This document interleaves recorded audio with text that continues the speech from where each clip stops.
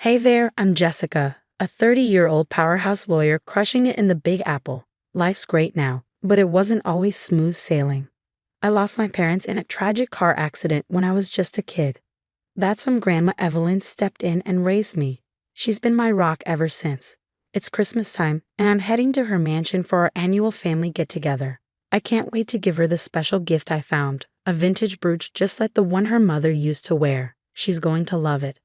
I pull up to the mansion and wow, Evelyn's really outdone herself this year.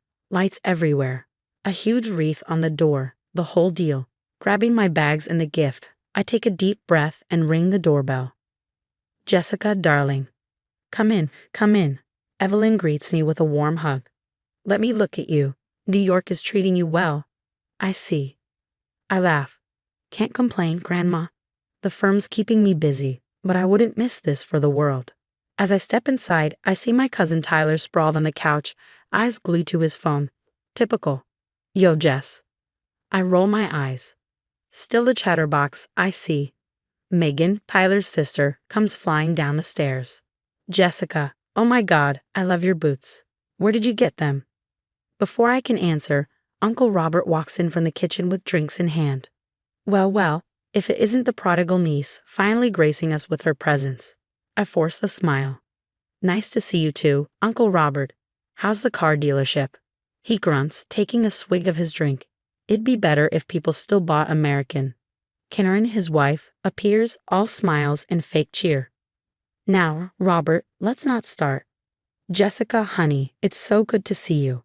Can I get you something to drink? I shake my head. I'm good, thanks, Karen. Where should I put my stuff? Evelyn pipes up, oh, I've got you in your old room, dear. Tyler, be a gentleman and help your cousin with her bags. Tyler groans but stands up. As we head upstairs, I can't shake the feeling something's off. In my room, Tyler drops the bags and lingers. So, Jess, how long are you staying this time? I raise an eyebrow. Through New Year's like always. Why? He shrugs, avoiding eye contact. No reason. Just, maybe don't get too comfortable, you know. Before I can ask what that's about, he's out the door. What the hell was that? I start unpacking, my mind racing. There's always been tension with Uncle Robert, but this feels different. I shake it off, focusing on the good stuff. Evelyn's reaction to her gift, catching up with Megan, maybe even chatting with Karen if I can pull her away from Robert for 5 minutes. As I head back downstairs, I overhear Robert and Evelyn whispering. Mom, you can't keep babying her. She's a grown woman, for Christ's sake. That's enough, Robert. Jessica is as much a part of his family as you are, and I won't hear another word about it. I clear my throat as I enter the room, and they both jump. Evelyn recovers first, smiling brightly. There you are, dear. Come sit by me and tell me all about New York. I sit beside her, feeling Robert's glare burning into me.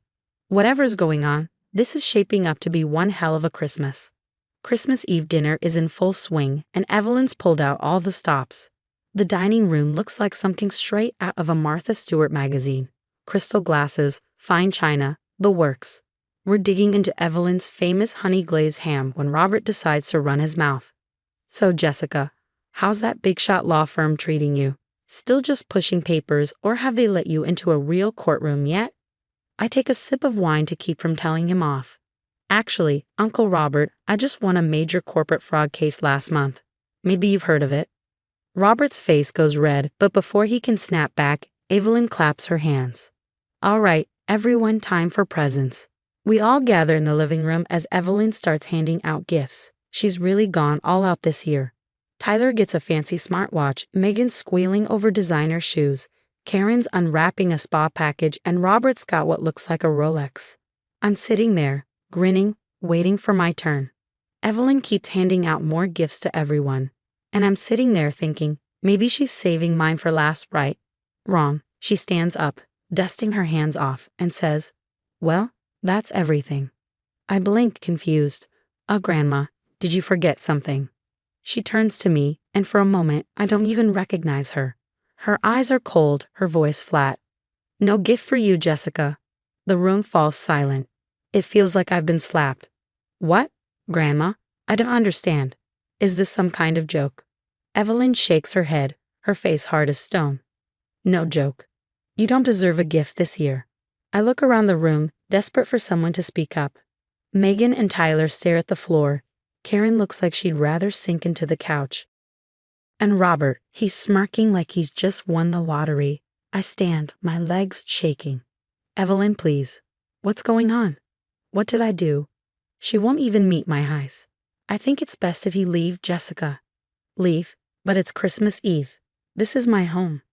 Robert stands up, puffing out his chest. You heard her. Time for you to go. Tears well up, my voice cracking. Grandma, please talk to me. Whatever I did, I'm sorry. Just tell me what's wrong. Without turning around, she says, Goodbye, Jessica. I stumble out of the room, grabbing my coat and keys.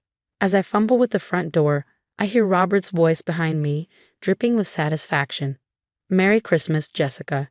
Drive safe now. I make it to my car before completely breaking down, tears blurring my vision as I speed out of the driveway.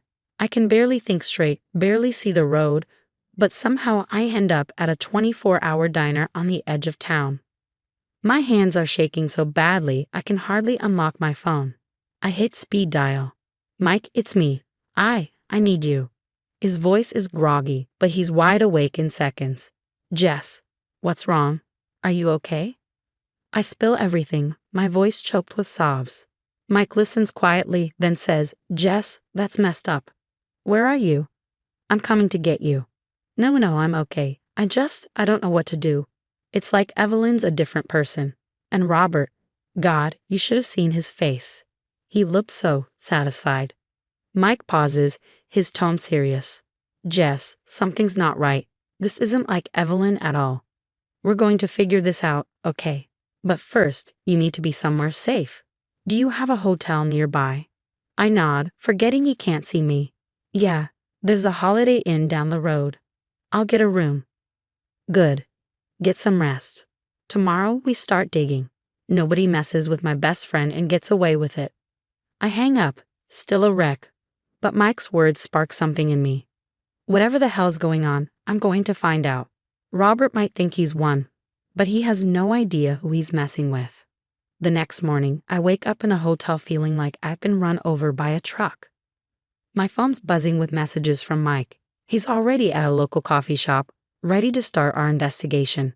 I drag myself out of bed, throw on some clothes, and head out. When I get there, Mike's waiting with a large coffee and a determined look. All right, Jess, let's break this down. When did you first notice something off with Evelyn? I sip my coffee, thinking back. Honestly, not until last night. She was fine when I got there. It's like someone flipped a switch. Mike nods, typing away on his laptop. Okay, so it's recent.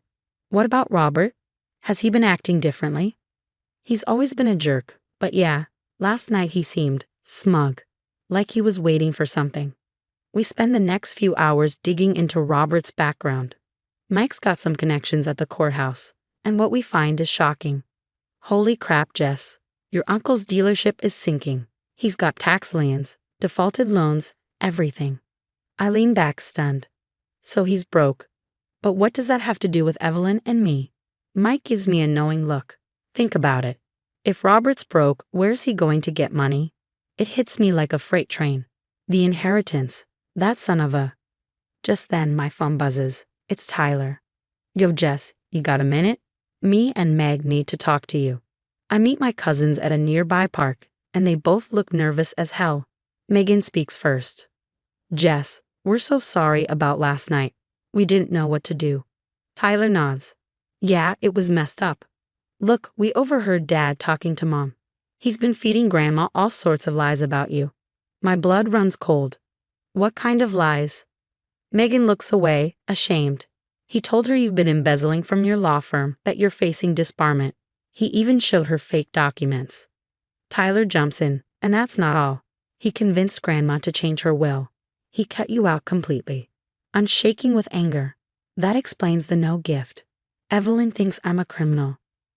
Back at the coffee shop, I fill Mike in. He's livid.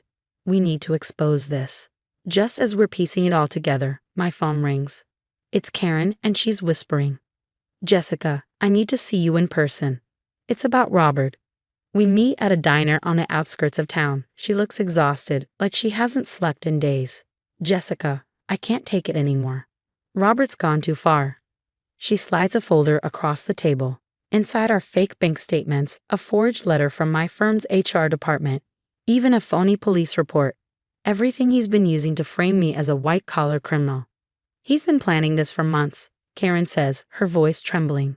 I should have said something sooner, but I was scared. He's not the man I married anymore.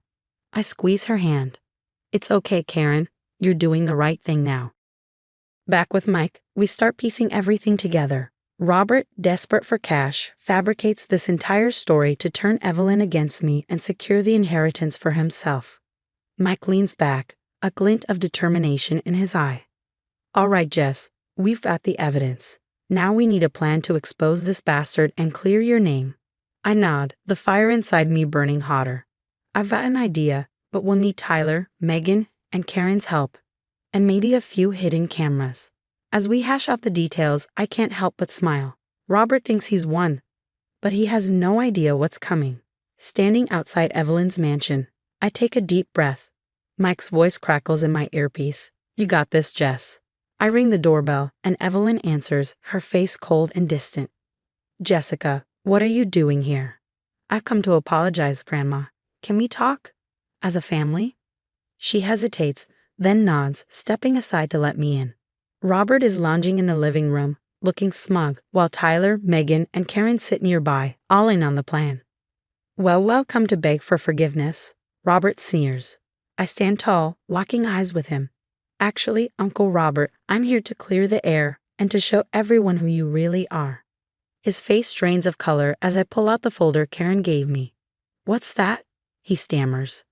Evidence of your lies. Fake documents, forged statements, all part of your scheme to turn Evelyn against me and secure your inheritance. Evelyn's eyes widen. What is she talking about, Robert? Robert jumps up, sputtering. She's lying. You can't believe her. Oh, can it, Dad? Tyler cuts in. We heard you bragging about it. Megan nods, her voice steady. Yeah, you've gone too far this time. Karen stands, her voice shaking but resolute. I can't do this anymore, Robert. I'm leaving you. Robert's face twists with rage. Ungrateful brats. After everything I've done for this family, none of you deserve. He stops mid-sentence, realizing what he's just said. But it's too late. Evelyn steps forward, her eyes blazing. Robert, how could you? My own son. Mom, I can explain. Save it? Evelyn snaps. She turns to me, tears in her eyes. Jessica, I'm so sorry. I should have known better. I hug her tightly. It's okay, Grandma. We're going to be okay. As Robert tries to storm out, karma hits him hard. He slips on a patch of ice in the driveway and goes down, howling in pain. We watch as the ambulance arrives. As they load Robert in, still moaning about his leg and demanding a lawyer, Evelyn makes a call. Yes, I'd like to report a case of elder abuse and fraud. Later, gathered around the Christmas tree, Evelyn hands me a small box. I believe this belongs to you, dear. Inside are the keys to the mansion. I smile, feeling the warmth of family, real family surrounding me. Merry Christmas, everyone, I say, raising a glass. Here's to new beginnings. And that's the end of the story, folks. Now, I've got a question for you. If you were in Evelyn's shoes, would you press charges against Robert, or would you try to keep it in the family and handle it privately? This isn't just about justice. It's about trust and the consequences of betrayal. What would you do? Drop your thoughts in the comments below. I'm dying to hear what you think about this mess. And hey, if you enjoyed this wild ride, don't forget to hit that like button and subscribe to the channel. Trust me, you don't want to miss what's coming next. Let's keep this conversation going.